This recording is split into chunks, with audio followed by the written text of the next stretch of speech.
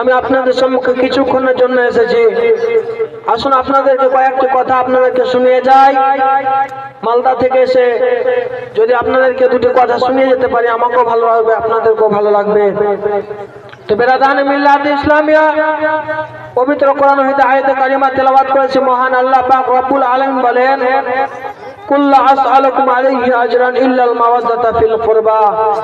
অর্থাৎ আল্লাহ পাক রব্বুল আলামিন বলেন, আমি তোমাদের কাছে কিছুই চাই না, শুধু চাই আমার আহলে বাইতের ভালোবাসা। জোরে বলুন সুবহানাল্লাহ। বেরাদান মিল্লাত ইসলামিয়া আহলে বাইত কাদেরকে বলা হয়? আহলে বাইত 5 জন ব্যক্তিকে বলা হয়। কয়জন? 5 জন। বেরাদান মিল্লাত ইসলামিয়া আমার দয়ার নবী মায়ের নবী সাল্লাল্লাহু তাআলা আলাইহি ওয়াসাল্লাম এবং জিনা নওয়াজ হযরত ইমাম হাসান এবং ইমাম হুসাইন এবং মা ফাতেমাতুজ জাহরা রাদিয়াল্লাহু তাআলা আনহা এবং জিনা জামাত হযরত আলী সাইয়্যিদ খুদা রাদিয়াল্লাহু তাআলা আনহু, এই 5 জনকে আহলে বাইত বলা হয়। বেরাদান মিল্লাত ইসলামিয়া আল্লাহ পাক রব্বুল আলামিন পবিত্র কোরআনের মধ্যে এদেরকে ভালোবাসার কথা বলেছে, এদেরকে মহব্বত করার কথা বলেছে। আসুন একটু আলোচনার দিকে এগিয়ে যাই, তাদেরই কয়েকটি কথা আপনাদের সম্মুখে তুলে ধরি। বেরাদান মিল্লাত ইসলামিয়া আমার হযরত ইমাম হাসান রাদিয়াল্লাহু তাআলা আনহুর সন্তান হযরত ইমাম কাসিম রাদিয়াল্লাহু তাআলা আনহু, তিনি যখন 20 বছর বয়স, তিনার চাচা ইমাম হুসাইনের কাছে আসলে মুহররম মাসের ঘটনা আপনাদের সম্মুখে একটু তুলে ধরছে। বেরাদান মিল্লাত ইসলামিয়া হযরত ইমাম কাসিম হযরত ইমাম হাসানের সন্তান, হযরত ইমাম হাসানের বেটা হযরত ইমাম কাসিম হযরত ইমাম হুসাইনের কাছে আসলেন। আসার পরে জানেন চাচা জানের কাছে এসে বলছে, আসেন চাচা গো,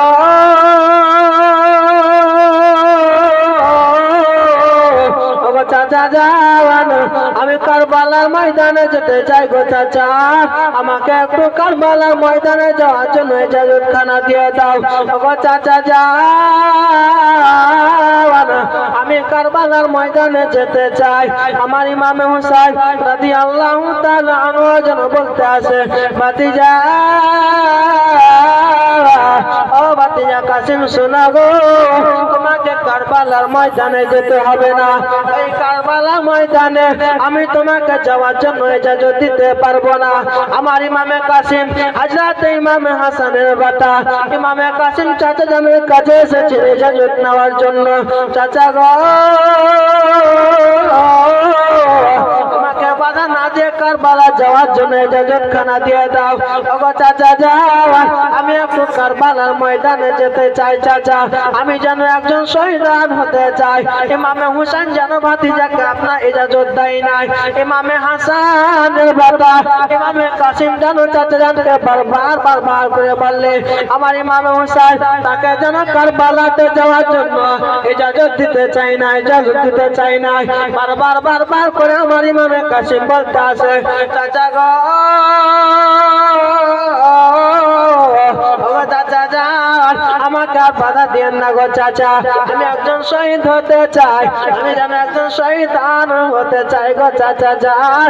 এই বলে যখন কথা কানা বলতে থাকে, কাকতি মিনতি যখন করতে থাকে, আমার ইমাম হুসাইন রাদিয়াল্লাহু তাআলা আনহু সঙ্গে সঙ্গে আপনার ভাতিজাকে ইজাজত খানা দিয়ে দিলেন। ভাতিজাকে ডাক দিয়ে বলতে আসে, ওগো কাসিম, তবে তুমি যাবে তো যাও যাও যাও। ইমামে কাসিমকে ইজাজত বাবা দিয়ে দিলেন।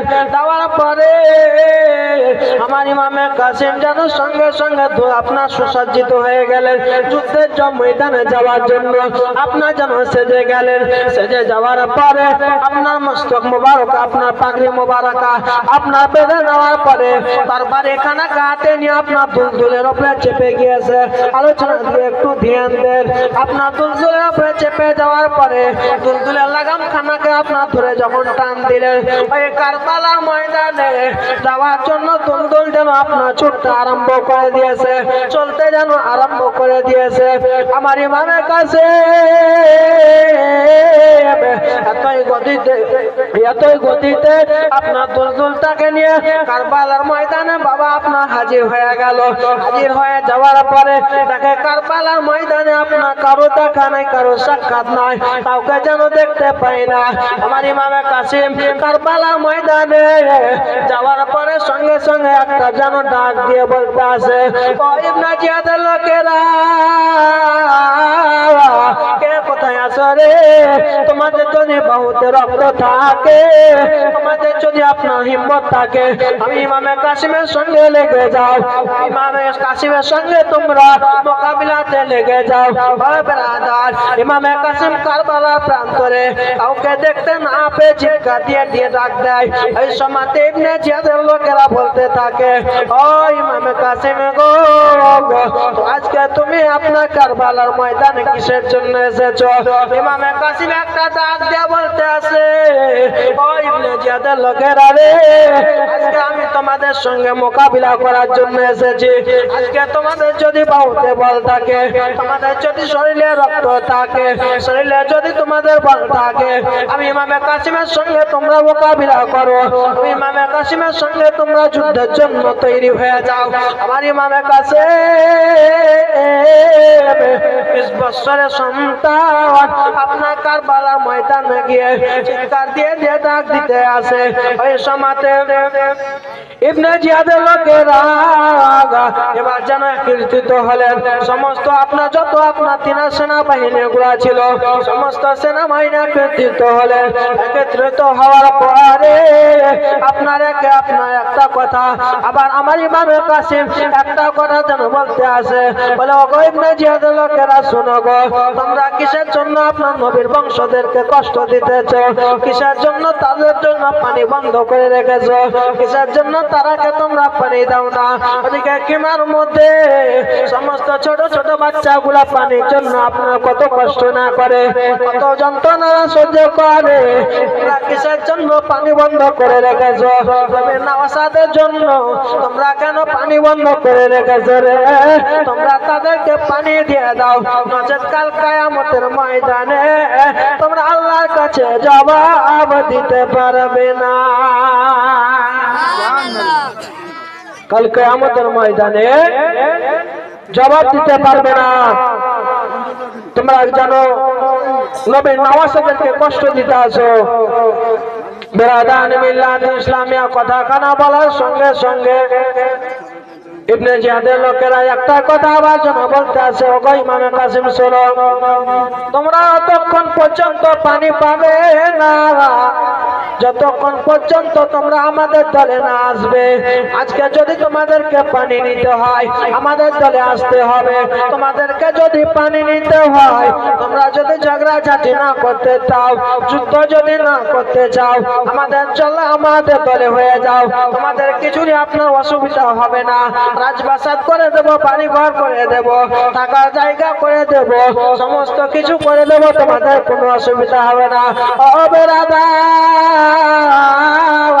ইমামে কাসিমের নসিহত করার মানে হলো যাতে করে কাল কিয়ামতের ময়দানে আল্লাহ পাক রব্বুল আলামিনের কাছে তাকে জবাব না দিতে হয়। ইমামে কাসিম কথা কানা বলার পরে এবার যেন বাবা কারবালার ময়দানে যুদ্ধ যেন আরম্ভ হয়ে গেল, যুদ্ধ যেন শুরু হয়ে গেল। ইবনে জিয়াদের লোকেরা একে একে আসে আপনার ইমামে কাসিম, আপনার প্রচুর পাতা নাই যেন সবকে তরবারি এমন ভাবে চালাই রে,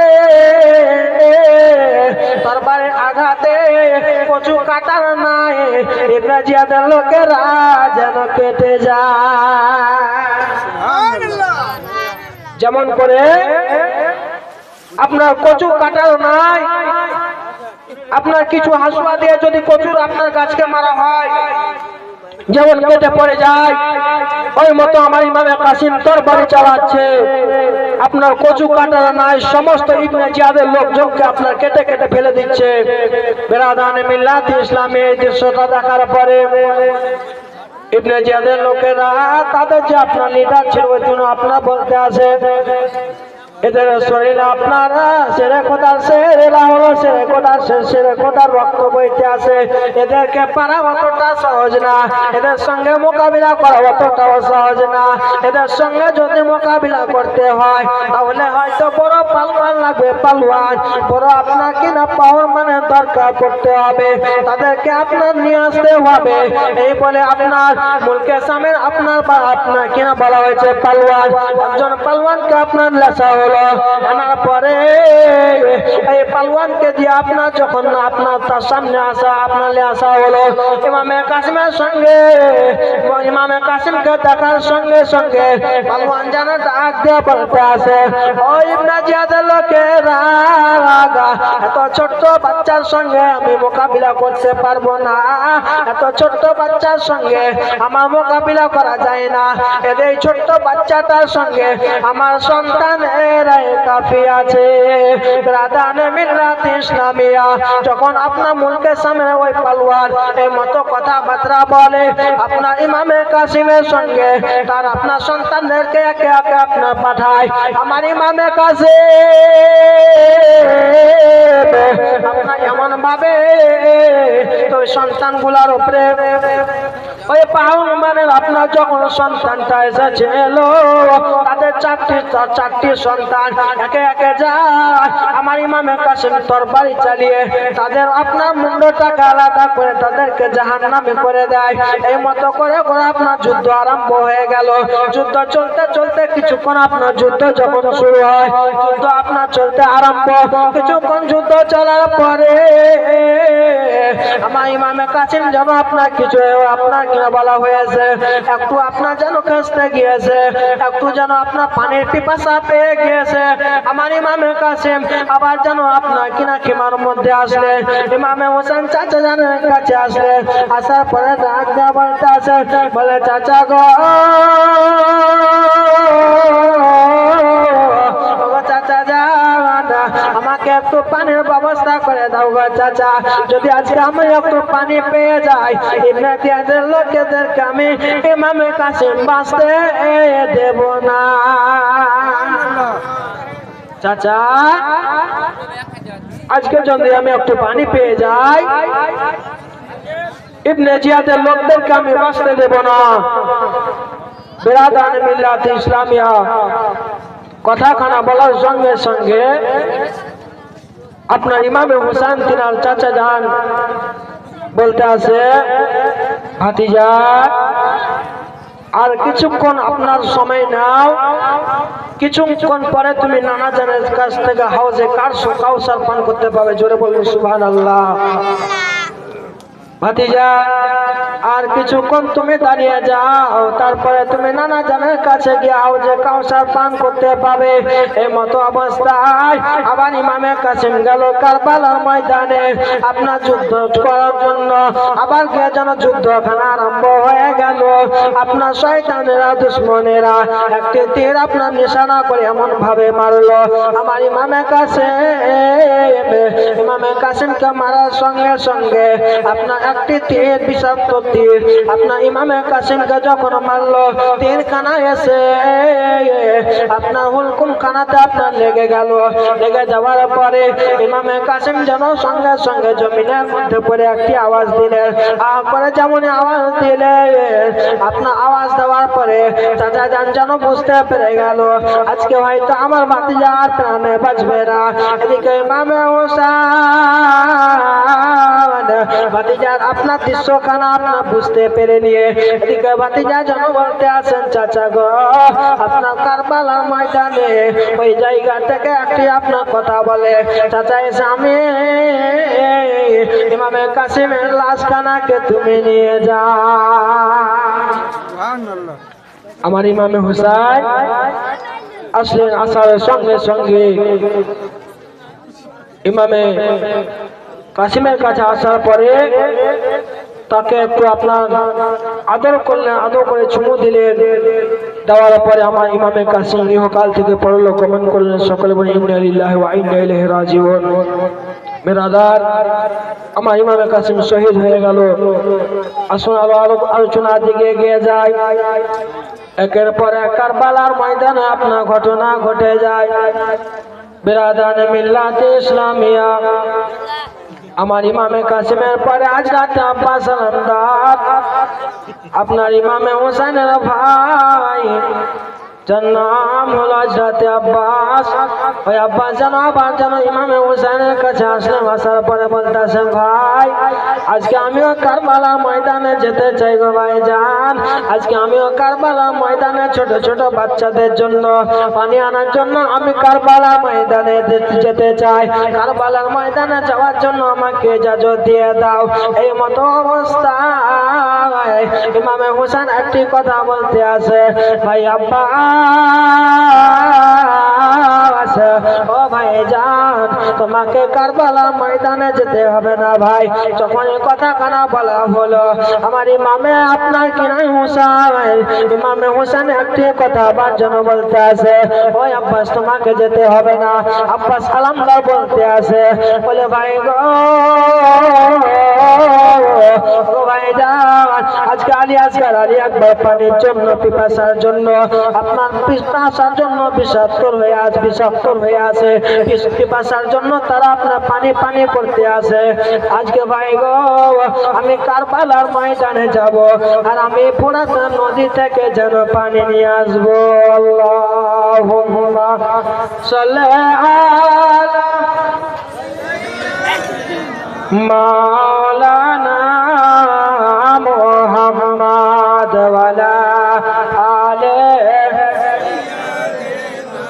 ওয়ালা আলে সাইয়্যিদিনা।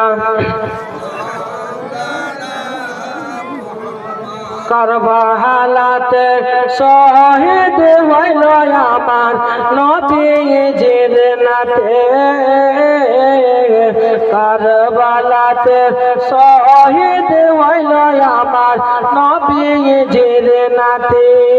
মা ফাতেমার নয়ন মনে, মা ফাতেমার নয়ন মনে, ইসলামের ছাতি আমার নবীজির নাতে। কারবালাতে শহীদ হইল আমার নবীজির নাতে। জোর বলেন সুবহানাল্লাহ। কারবালাতে শহীদ হইল আমার নবীজির নাতে, কারবালাতে শহীদ হইল আমার নবীজির নাতে। মা ফাতেমার প্রাণের, মা ফাতেমার জানের প্যারা, মা ফাতেমার জানের প্যারা, হযরত আলীর জানের প্যারা। মা ফাতেমার নয়ন তারা, হযরত আলীর জানের প্যারা। এবার আমরা হলাম হোসেন হারা, আমরা হলাম হোসেন হারা, কে হবে মোদের সাথী আমার নবীজির নাতি। কারবালাতে শহীদ হইল আমার নবীজির নাতে, কারবালাতে শহীদ হইল আমার নবীজির নাতে।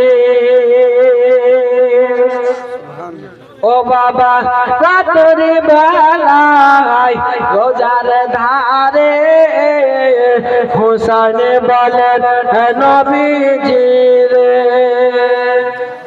নারে তাকবীর, নারে রিসালাত, নারে রিসালাত। मसला के आला हजरत, मसला के आला हजरत हजरत अल्लामा मौलाना नवाब अली साहेब, हजरत अल्लामा मौलाना नवाब अली साहेब। नारे तकबीर, नारे रिसालात। আযান মিল্লাত ইসলামিয়া। আসুন ছন্দখানা পূরণ করার পরে ইনশাআল্লাহ আমরা কবিতা করব। তো কারবালাতে শহীদ হইল আমার নবীজির নাতে, কারবালাতে শহীদ হইল আমার নবীজির নাতি। ও বাবা রাতের বেলায় রোজার ধারে হুসাইন বলে হে নবীজির, রাতের বেলায় রোজার ধারে হুসাইন বলে হে সরওয়ারে, কারবালাতে যাচ্ছি চলে নানা, কারবালাতে যাচ্ছি চলে নানা, জ্বালাতে ইসলামের বাতি আমার নবীজির নাতে, কারবালাতে শহীদ হইল আমার নবীজির নাতে, কারবালাতে শহীদ হইল আমার নবীজির নাতি।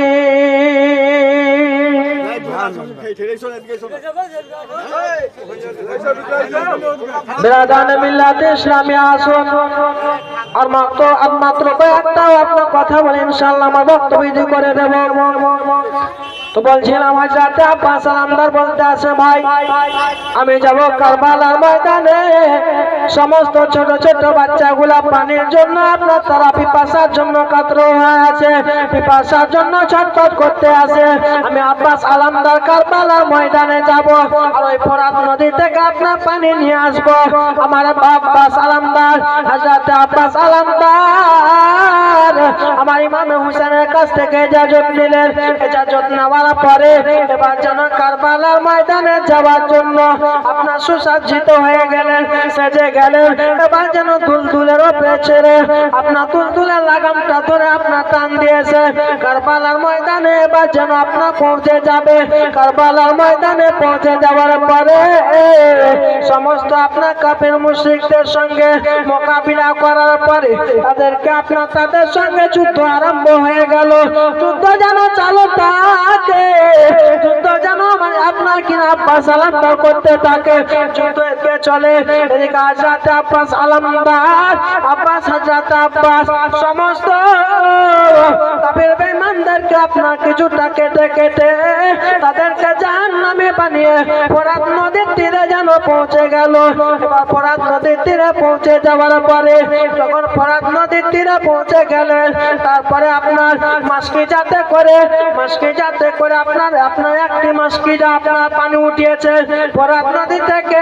পানিটাকে উঠার পরে পানিটাকে উঠে আপনার হাতে নিতে আসে, আর একটা কথা চিন্তা করে, আল্লাহ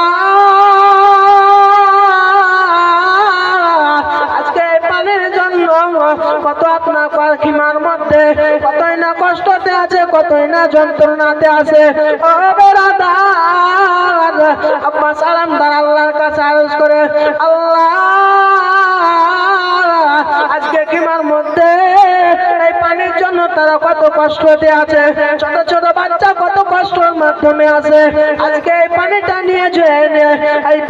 নিয়ে গিয়ে ওই ছোট ছোট বাচ্চার মুখে যদি আমি আব্বাস তুলে দিতে পারি, আমি কতই না যেন খুশি হব।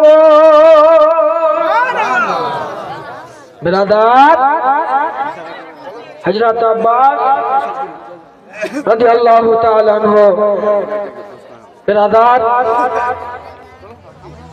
আর আল্লাহ